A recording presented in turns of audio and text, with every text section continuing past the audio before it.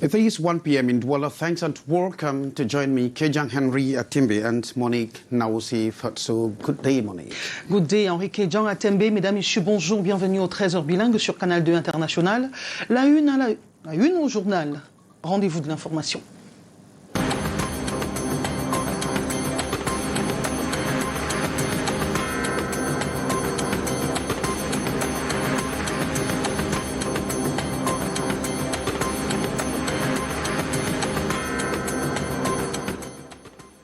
L'actualité fait son lit à 100 millimètres. Une énième découverte macabre vient de plonger les populations dans les mois.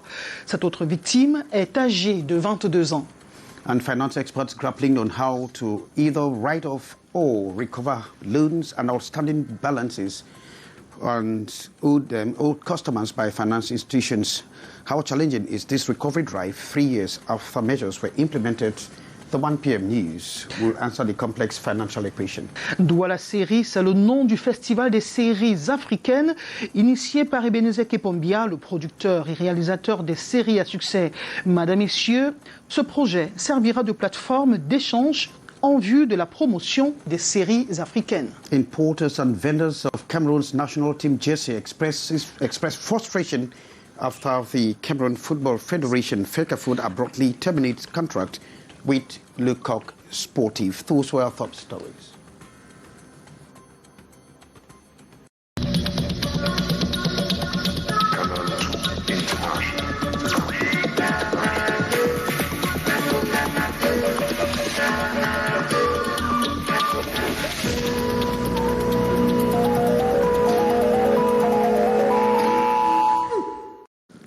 Thanks and welcome back. Hook up with us on our social media handle on Canal International, Twitter, and on our YouTube, as well as Facebook handles. Monique, we are flagging up the news with you, and we are taking us to San Milima, where there is this dead body of a human found in a farmyard. Eh bien, un autre crime odieux à 100 millimètres en moins d'un mois. Avec la découverte macabre de la dépouille de Susan Eko, la capitale du Djaïlobo s'inscrit progressivement sur la liste des villes camerounaises où la criminalité prend des proportions inquiétantes. Ambroise Foguet, Emmanuel Kouita. La nouvelle du meurtre de Suzanne Eko alimente les réseaux sociaux depuis le week-end. Le corps sans vie de la jeune dame de 22 ans, aperçu de son vivant pour la dernière fois la nuit de samedi à dimanche dans un snack bar de la place, a été retrouvé dans un lieu d'hébergement de la ville de Zambilima. Samedi, nous l'avions laissé ici, dans son bar. C'est ce matin que je suis surpris que l'intéressé a été assassiné. C'est suspect. Il n'y a pas de dents. On lui a mis la chaussette sur le cou, attaché sur la tête, attaché les pieds et les mains, il est couché sur le lit. Il y avait le ciseau, il y avait son gratte brésilienne, le sang partout sur le lit. La scène odieuse du quartier Tunelinga présente des mains ligotées sur le dos, d'un cadavre de dame violentée, bâillonnée et édentée en position de génuflexion sur un lit. Je ne sais pas comment on peut dire que quelqu'un se retrouverait dans un hôtel où les intéressés qui l'ont amené ne sont pas enregistrés. Chose curieuse et formidable. Ces gens sont censés connaître les gens qui l'ont tué. La descente du procureur de la République et du médecin légiste a permis de constater que le présumé auteur du crime se serait fait enregistrer à l'auberge sous l'appellation Marcelin Zanzan. Info non, l'enquête ouverte nous le dira. Montée d'adrénaline dans la lutte contre la prolifération des faux médicaments au Cameroun. L'ouverture d'une agence nationale pour booster la répression est annoncée et elle va s'inscrire dans le prolongement des actions déjà menées au Cameroun. L'ouverture d'une pharmacie est encadrée par des textes réglementaires. Ce sont ces dispositions qui ont été énoncées une énième fois au cours de cette communication gouvernementale où prenait part le ministre de la Santé publique, Manaouda Malachi. Karel Mezatiachouya. Ce pan de la communication gouvernementale du ministre de la Santé publique s'ouvre avec la loi numéro 90/35 du 10 août 1990 portant exercice et organisation de la profession de pharmacien au Cameroun. Ces articles 13 et 15 définissent le médicament et le monopole du pharmacien, réprime l'exercice illégal de la pharmacie en son article 16. Cette même loi énonce également en ses articles 68 et 71 les peines d'amende et d'emprisonnement applicables pour toute infraction. Des dispositions qui, bien qu'existantes, peinent à arrêter le faux médicament en circulation chez nous. Tout comme les mesures répressives des pouvoirs publics, l'Agence nationale du médicament au Cameroun, annoncée, ambitionne inverser la tendance. Reformer tout le secteur pharmaceutique, procéder aux investissements nécessaires en vue de garantir la qualité des produits entrant sur son territoire. Manaouda Malachi jouait ainsi les prolongations de la journée africaine de lutte contre les faux médicaments, célébrée le 12 octobre dernier.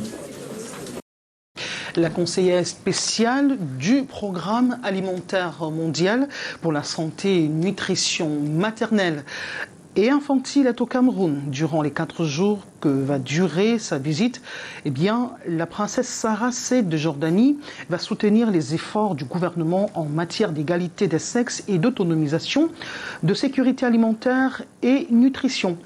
Et elle prévoit plaider pour la mobilisation des ressources pour assurer la santé et la nutrition des enfants et renforcer la résilience des communautés au choc de la sécurité alimentaire. Nous y reviendrons. You have the second part of the news, Enrique John Atembe. You're welcome back. For every good thing, certainly there is a bad side, and this proverb holds very much more for the etude market, as the traders have to endure what they call the chocolate pool during very rainy season.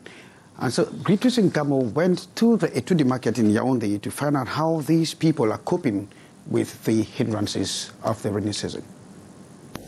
Chocolate poor. The name, the traders have taxed the road in front of the market and surrounding mud, especially when it rains. The chocolate makes business very difficult. When it rains like today, there is more. Customers do not come to buy. It is not to talk. See for yourself. Needs to move from left to right, put goods on wheelbarrows to get customers. It really disturbs us from selling. At times, forced to liquidate the goods. When there is mud like this, very difficult to sell. Entering to buy inside the unfinished market, the nightmare continues. When it rains, I don't have the courage to come to the market. When I imagine the state of the market, I'm frustrated. Working styles more careful. Others are well armed to pass the day in chocolate as an end and while the stomach can't stay still, disgusting it seems, she's forced to go to the market. The mud at some places mixed with it. The combination difficult to describe.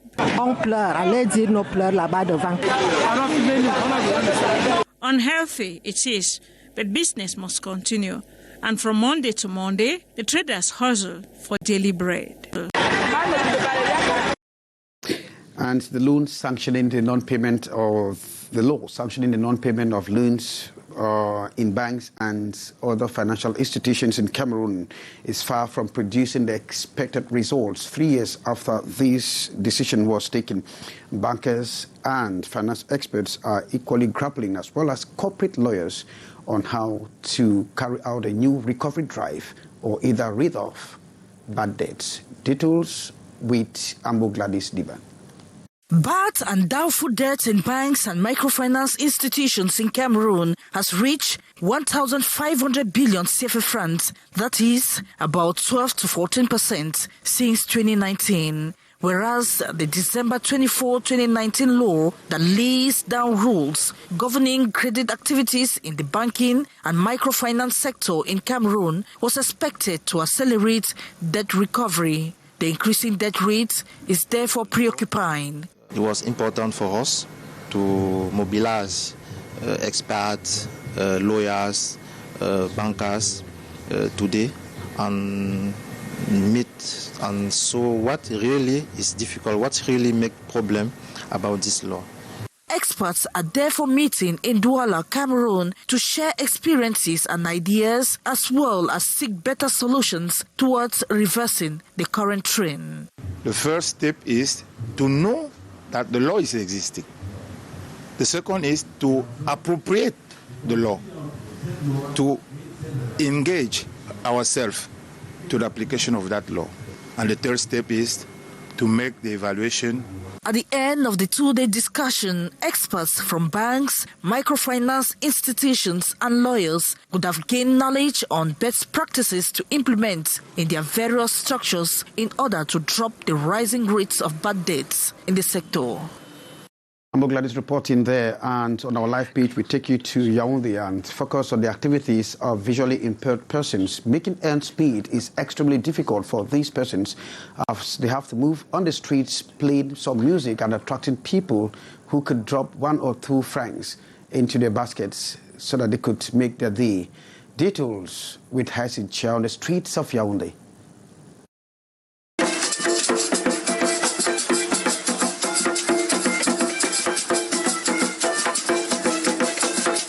This is how they animate at various road junctions in Yaoundé daily. Visually impaired, but always at the top of their voices. Shai producing the melody from his harmonica instrument.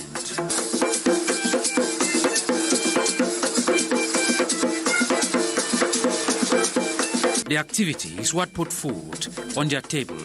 Their basket of money collection from sympathizers visibly placed to catch the eyes of every passerby here at the Yaoundé Central Town. Ça paye quand même. Donc c'est ça qui m'encourage, le fait que ça donne quand même un peu l'argent. Aside fetching some fast cash, Shai is multi-talented and passionate about music since childhood. Author of 2 songs recorded in the studio in 2017 and 2019, but limited in resources to make a meaningful career in the music sector. Je joue à l'harmonica, je me bats à composer les chansons et je joue aussi au piano. Mais faute de moyens financiers, ça ne pouvait pas décoller. Je n'ai pas aussi de manager, je n'ai pas de producteur. Donc je me bats seulement tout seul comme ça. And just like this group, others can be spotted in different neighborhoods of the capital city with similar melody.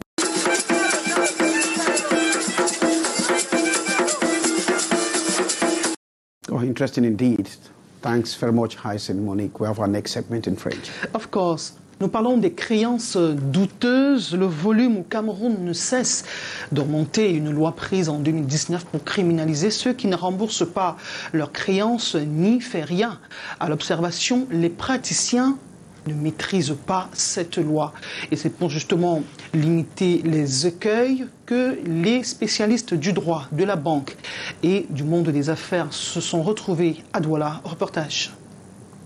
1500 milliards de francs CFA. C'est le volume des crédits non remboursés au Cameroun au terme de l'année 2021, selon des sondages réalisés auprès des banques et microfinances. Une augmentation de 12 à 14% de créances douteuses, en dépit de l'entrée en vigueur il y a 3 ans de la loi fixant l'activité bancaire et de la microfinance. C'est vrai que nul n'est censé ignorer la loi, mais quand on le dit comme ça, de manière prosaïque, il faut éduquer. Il faut que, avec les opportunités qu'offre ce séminaire, les participants devraient s'approprier les dispositions de cette loi. Nous devons regarder la meilleure applicabilité. Des créances non remboursées qui contribuent à durcir l'octroi des crédits dans les établissements de microfinance et des banques. Les banques continuent de développer leur surliquidité. Parce que si finalement il y a une problématique sur le non-remboursement des crédits, les banques vont un peu rechigner à financer l'économie. Les praticiens judiciaires et banquiers prennent part à ces agapes scientifiques à Douala pour renforcer leurs capacités. Les praticiens ne sont pas unanimes dans ce qu'il convient de faire. C'est pour cela que nous avons cru devoir les mobiliser, les experts, les universitaires, les avocats, les banquiers et agents microfinanciers autour de la table aujourd'hui, à l'effet, n'est-ce pas, de convoquer les bonnes pratiques, de les harmoniser, non sans également imaginer ou identifier les écueils. Au-delà du Cameroun, le non-remboursement des créances est une réalité qui entache l'écosystème financier des autres pays de la CEMAC.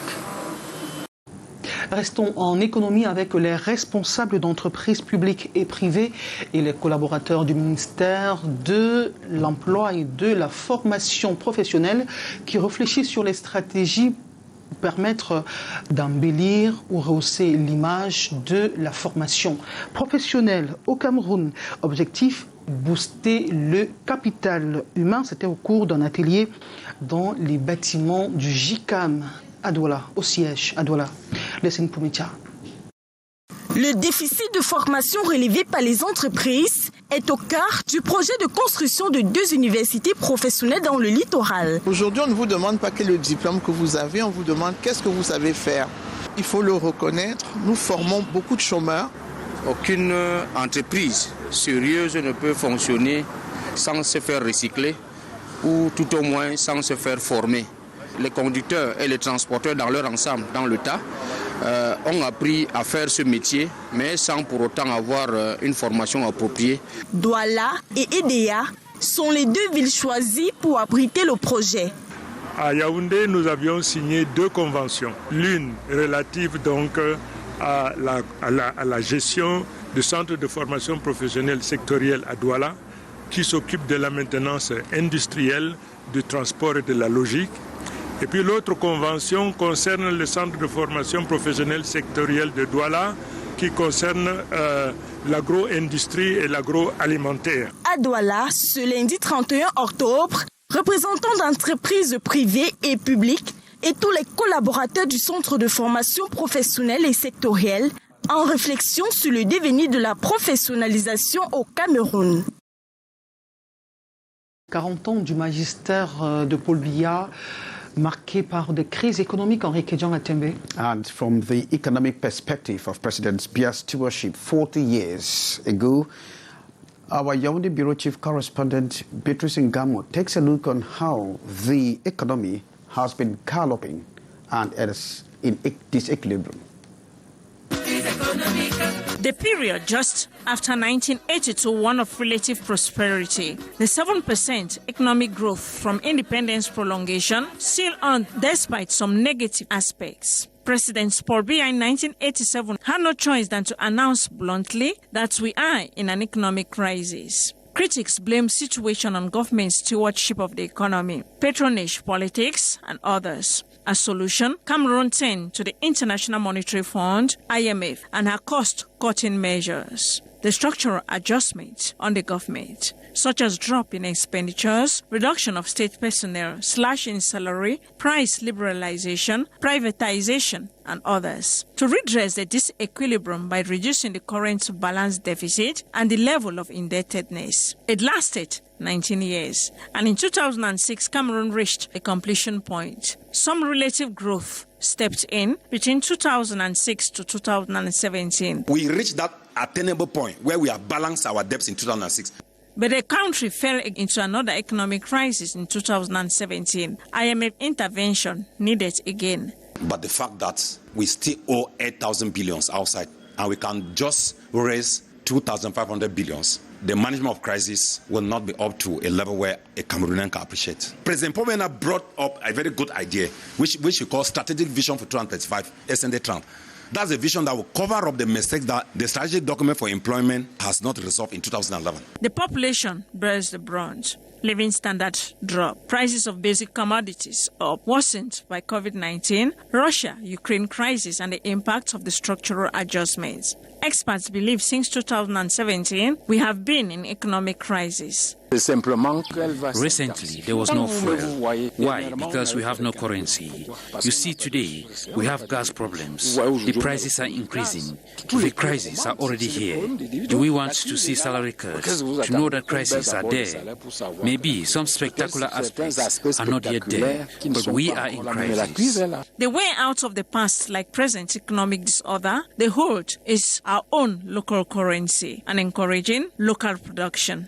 As we can see, money is scarce. If we had our own local currency, we will not have these problems. The CFA is currency. Once external difficulties suffice, it disappears. We need our own local currency that does not go out in order to come out of the situation. We should forget about the devaluation of the currency and instead look about stabilizing of the prices by encouraging local production. Corruption, like embezzlement today, it is said are the fruits of the economic crisis that has rocked the country in the past 40 years. Thanks, Beatrice Ngamo. And some political parties of the opposition divide have actually expressed the need to form a stronger platform for a coalition. This is the case with Cabral Libi of the PCRN party, as he thinks a unique opposition candidate for the 2025 presidential election is important. But what has often hampered or hindered such a coalition for a single candidate or unique candidate? What will be the reality come 2025? Hyacinth Chua now confronts the question. It has always been an option over the years for the numerous opposition parties in Cameroon to form a coalition to be able to overpower the ruling party through the ballot box, a possibility often hampered by ego and leadership battle. Most of the coalitions that have been formed from 1992 right up to present day has always collapsed because of power tussle. Reacting to the outing of one of the political party leaders in a TV debate this weekend, Cabral Libi tweets that the PCRN is ready for a coalition to form a solid opposition platform. But political analysts insist that unity among the party heads remains far-fetched. Even if they come together, they may split, lost that harmonies and that stability that a unique opposition should have. There is not confidence between all of them. And when you don't have ideology, you cannot deal with another. And you don't have common interests. Political reporter Mua Patrick challenges the over 300 political parties to draw lessons from the other countries where a common force has done the magic.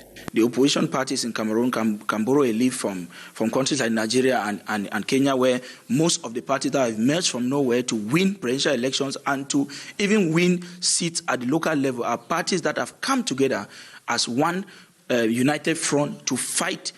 If all of them were to come together, it will be possible that the CPD will be defeated through the ballot box, not by way of protest, street protest, or all of that. They reiterate the need for them to compromise different party ideologies and plant the interests of the Cameroonian people at the forefront of any coalition initiative ahead of upcoming elections.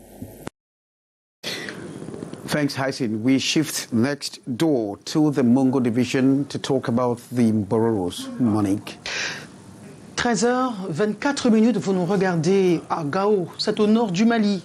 Les problèmes des peuples Bororo posés sur la table des débats, ils ont été passés au peigne fin au cours du congrès départemental de cette communauté classée parmi les minorités ethniques au Cameroun.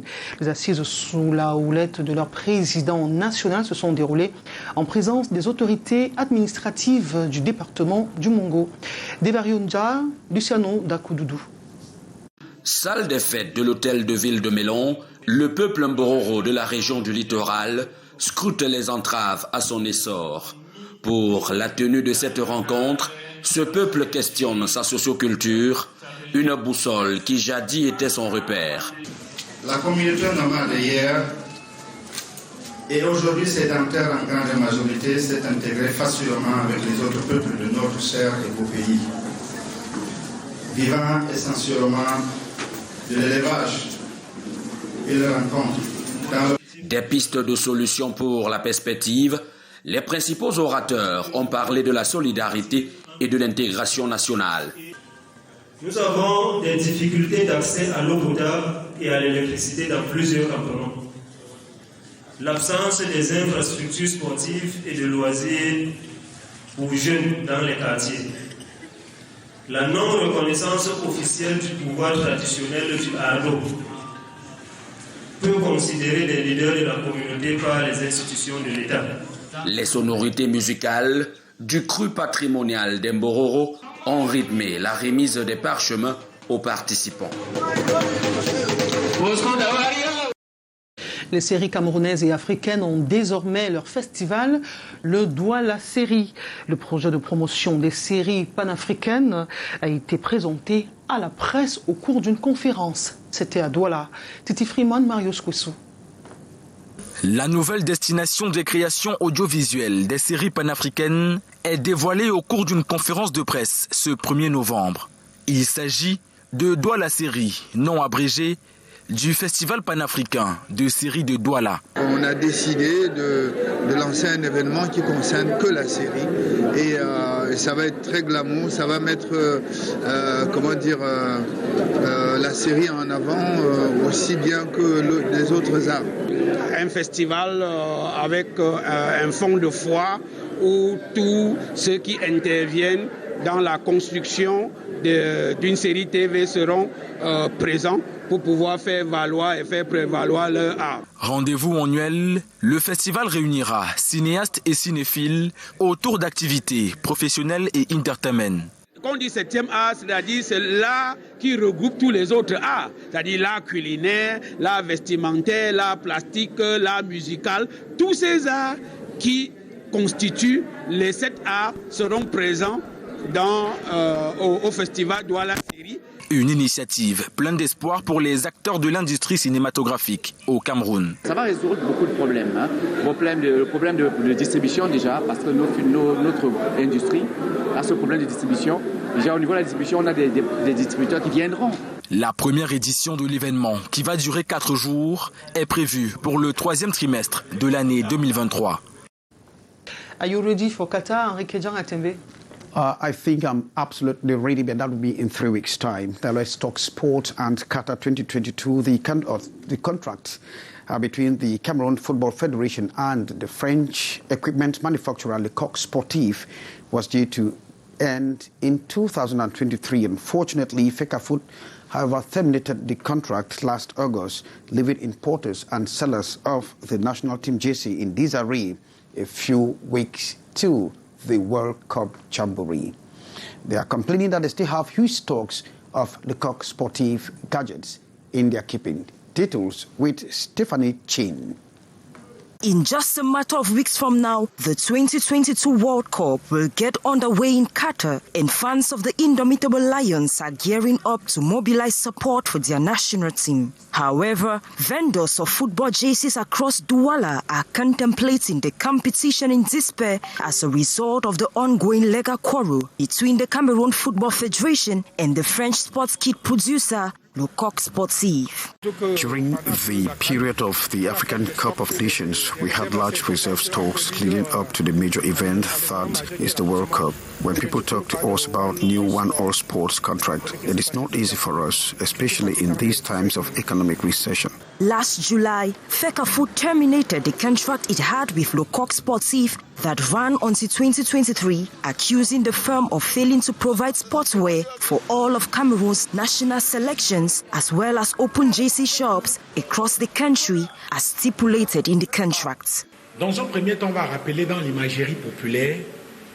First of all, you will remember that the arrival of One All Sports within the Cameroonian Football Federation was badly received for 2 reasons. The first thing is that it is a lesser-known brand. It's an equipment supplier that we've often seen in Formula One and e-games. And it's not a brand that has often kitted our football teams. And that is what people criticized. And as well as that, we were really expecting big, famous brands. And that's when things started turning sour for jersey importers and retailers, as 1 month after, the Federation announced it had linked up with One All Sports to henceforth produce attire for the national team, including for the Qatar World Cup tournaments. The vendors are currently stranded with their Le Coq jerseys as the number of clients considerably drops. Up with Qatar update. Thanks very much, Stephanie, and thank you for having been there with us. I've been Kejang Henry Atembe, wishing you all the best as the day continues on Canal International. Good day, Monique. Good day, Enrique Jean Atembe, my co-présentateur. Messieurs, merci de nous témoigner votre fidélité à ce rendez-vous de l'information bilingue. Demain, 13h, nous serons des vôtres, mais avant, restez connectés Canal 2 International. Nos programmes se poursuivent 24h sur 24. À demain, 13h.